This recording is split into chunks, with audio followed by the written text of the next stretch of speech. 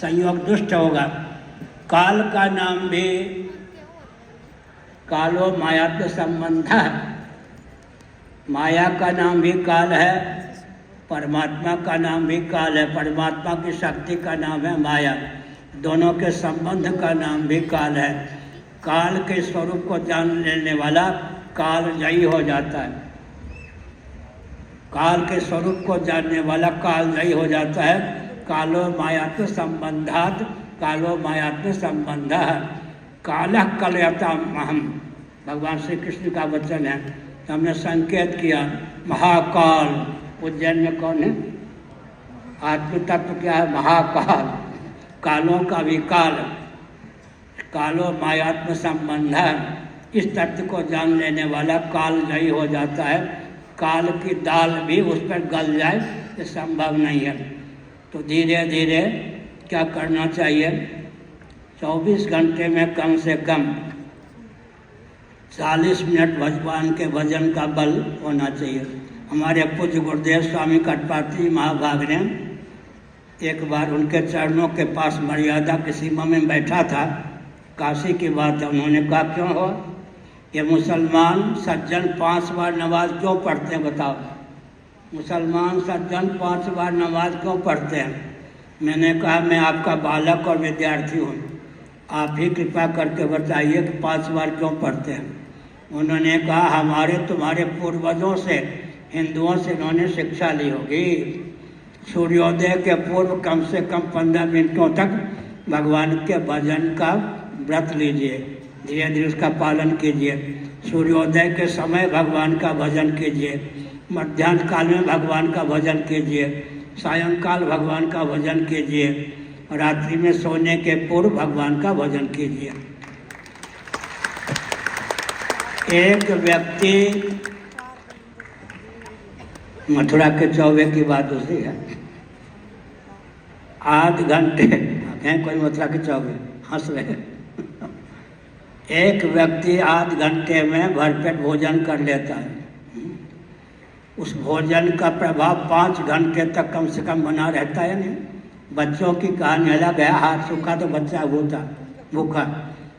एक व्यक्ति आध घंटे में भोजन कर लेता है, 5-6 घंटे तक उस भोजन से प्रज्ञा शक्ति, प्राण शक्ति उसकी परिपुष्ट रहती है। भोजन से भी भजन घटिया है क्या? भोजन से भजन घटिया है क्या? अगर एक आसन पर बैठकर आध घंटे भजन कर लेंगे तो 4-5 घंटे तक प्रज्ञा शक्ति और प्राण शक्ति परिपुष्ट रहेगी। इसलिए हमने संकेत किया भगवत भजन से वैराग्य नहीं, भगवान का भजन होना ही चाहिए। उससे जीवन में प्रज्ञा शक्ति, प्राण शक्ति परिपुष्ट रहेगी।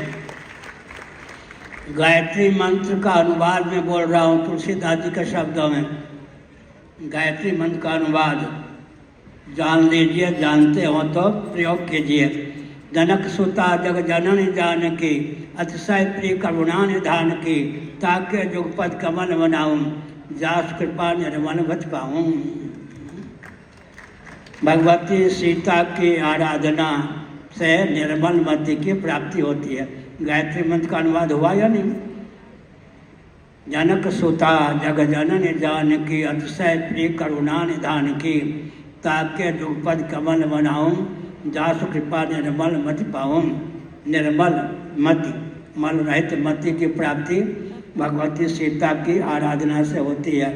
जनक सुता जग जननी जानकी, अतिशय प्रिय करुणा निधान की, ताके जुगपद कमल बनाऊं, जासु कृपा निर्मल मति पाऊं।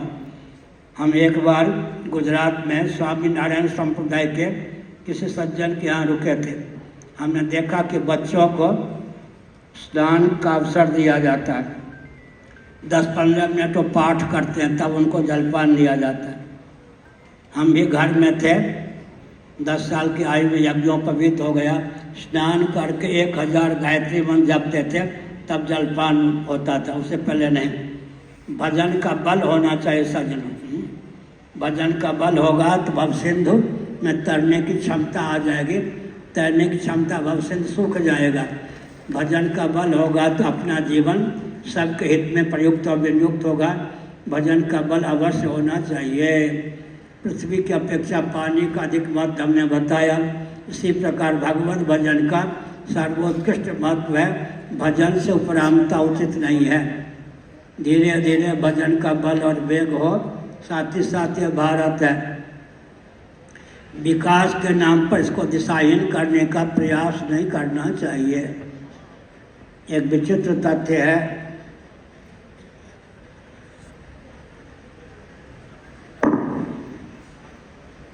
समय हो गया तो क्या करूं, छोड़ दूं?